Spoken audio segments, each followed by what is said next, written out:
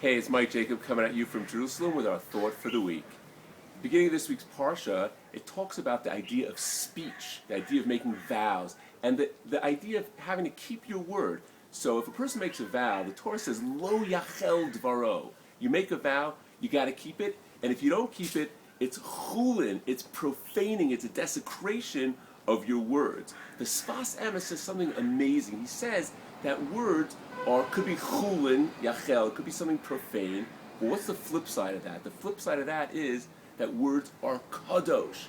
So that a person has two choices when he says something. His words are either a desecration or his words are kadosh. That's the choice a person has. I want to tell you a story. It's another Holocaust story. We are in the 3 weeks. I'm going to tell you another Holocaust story. Actually, a few years back, two elderly men met in Brooklyn on the street. And one guy goes over to the other guy and he gives him a big hug and he says, you know what? You saved my life. You saved my life 60 years ago. So the other guy's looking at him like, what's your problem, man? What do you mean I saved your life? I don't remember saving anybody's life. He says, I'll tell you what happened. This is actually a Rabbi Krohn's story.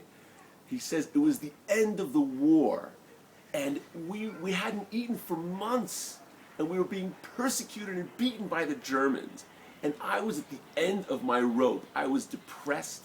I was just, it was terrible there. My whole family was wiped out. And you know what? I was just one of those days I was going to give up. And you came over to me and you said, Yid, Reb Yid, you know, I can't give you anything. I can't give you any food. I can give you nothing. But you know what I can do? I can tell you that you're a Yid, you're special, and I can give you a hug right here in the middle of Auschwitz. Gives him a hug, tells him, just keep your strength, keep going, you'll survive, you'll build yourself, and you'll be an amazing person after the war. And you know what? Those words hit my heart, and I kept going, and I survived the war, and I built a beautiful family. And it was you, it was the words that you told me that kept me going, that really built me. That's the power of words. And each and every one of us has that choice.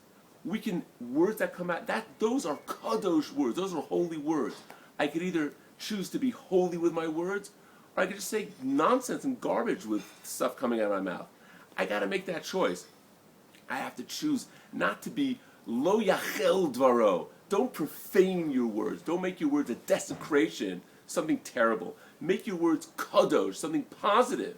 Whether it's words of chizuk, words of comfort, just doing the right thing, or words of Torah, certainly.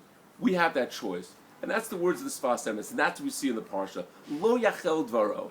Don't make your words profane. The flip side is, make your words kadosh. Make your words holy. That's the power of speech. Take care and have a good Shabbos.